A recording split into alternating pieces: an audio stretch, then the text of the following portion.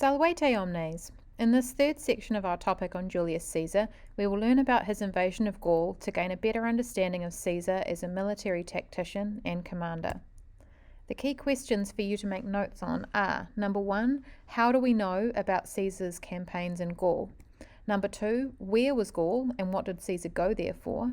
Number 3, what were some key victories he had against the Gauls and when were they? Number 4, what did he do in Germany and Britain and why? And number 5, who were Ambiorix and Vercingetorix and why did Caesar fight against them? So firstly, before discussing Caesar's campaigns in Gaul, it's important to note that much of our primary source evidence for these periods and these events comes from Caesar himself. Caesar, as well as being a skilled general, was an intelligent and talented writer, and he chronicled his achievements in his commentaries called Commentarii de Bello Gallico, commentaries on the Gallic War, which were sent back to Rome at the end of each year to share with the Senate and people, and they were also meant to serve as material for historians to elaborate on, so they're quite brief and easy to understand. These first-hand accounts offer valuable insights into his campaigns, but it's important to recognise their strengths and limitations as a primary source. While they provide a unique perspective from the commanding general himself, they're undoubtedly influenced by Caesar's biases and intended to enhance his image. So on to the campaign.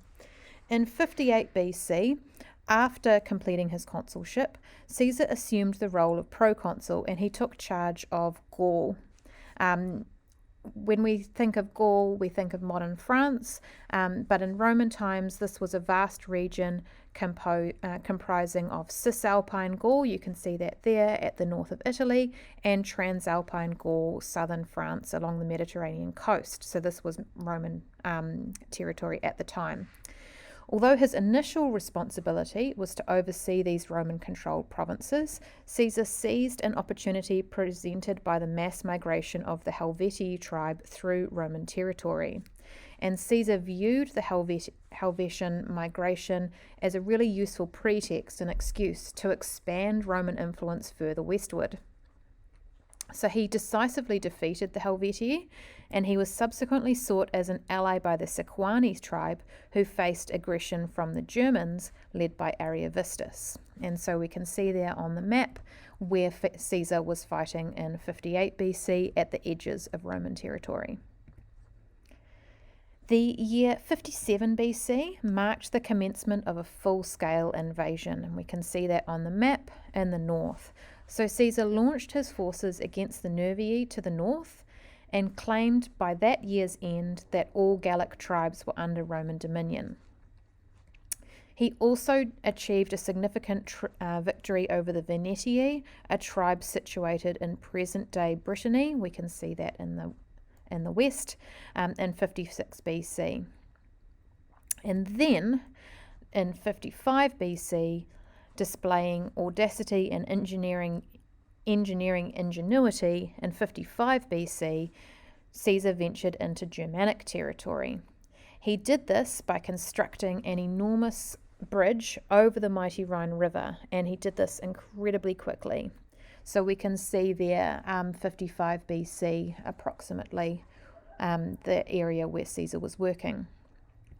And so after inflicting severe damage on the Germanic lands for only 18 days, to punish them for their aggression against Gaul, he led his forces back and destroyed the bridge, leaving no trace of his presence.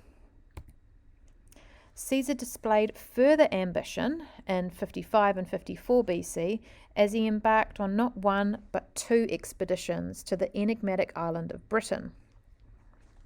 And so these were very much exploratory rather than real kind of genuine attempts to take over Britain. So Caesar was establishing alliances with local chieftains, he was engaging in battles, and he was demanding hostages as symbols of British loyalty to Rome. But it's important to be aware that these invasions were more about glory and propaganda than a fully fledged conquest. And so although Caesar was the first Roman to really set foot and do anything in Britain, it would not become part of the Roman Empire until the invasion of the Emperor Claudius in 43 AD, nearly 100 years later. Meanwhile, while Caesar's been busy doing these things, the Gallic tribes were not content with their Roman conquerors. In 54 BC, an uprising led by Ambiorix, a Belgian chief, captured Caesar's attention.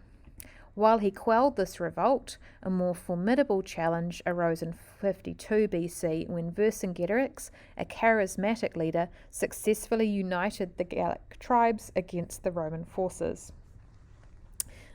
As we'll learn about in class, Caesar's strategic genius was put to the test during the siege of Elysia, and this was a really pivotal moment in the Gallic campaigns.